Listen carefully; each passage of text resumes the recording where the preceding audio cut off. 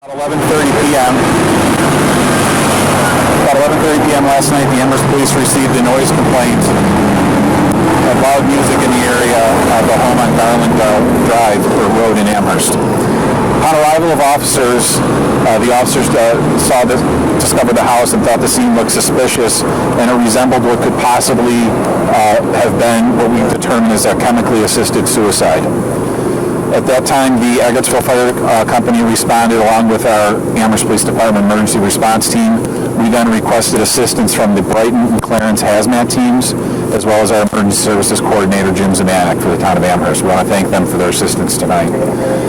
At the time of the incident, it was determined there was no danger to the surrounding area, and earlier this morning we did notify the Amherst School District because of potential to disrupt busing operations. However, that is not going to be disrupted at this time.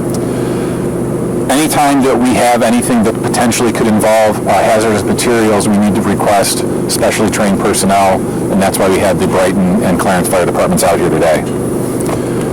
At this time, there was one party inside the residence that is deceased. However, we are not going to be releasing any further details on that pending notification of the family. The outcome of the investigation still is unknown. It is continuing, and we don't have the exact cause of what chemicals or anything there may have been involved. But I can say that the hazmat units that were here have cleared the scene, and there is no hazmat danger within the residence or certainly outside of the residence. Can you elaborate at all on what you saw inside? You said that officers saw something that led them to believe this was a chemically assisted suicide. Were there containers? What visually can you describe for us? At the time the officers arrived, there was an indicator that said to contact 911, and there were some indicators on the scene that, based on previous training we received, led them to believe that possibly this was the chemically assisted suicide type situation. They weren't really sure, but based on our training at that time, we waited and requested the people that we needed to assist us. You said this started around 11:30 last night. About how long did it take for crews to determine what was going on, and how long did it take for everything to get cleared up? I would say we probably had, where we knew that the hazmat incident was mitigated, I would say probably around 5 a.m. It's a slow process. We didn't really know what we had, so it wasn't simply a matter of just sending the fire department in as a hazmat crew. We didn't know what other potential hazards could be within the residence, and we didn't know for certain what it was we were dealing with.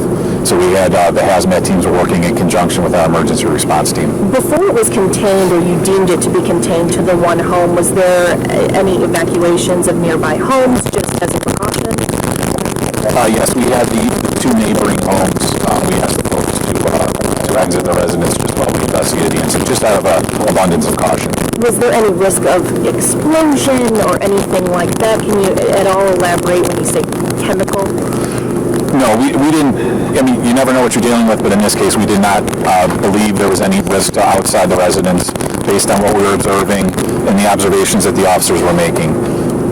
And then traffic has been impacted. Should people expect while they're going to work or school that it'll still be impacted? No, we anticipate having all the roads in the area open momentarily.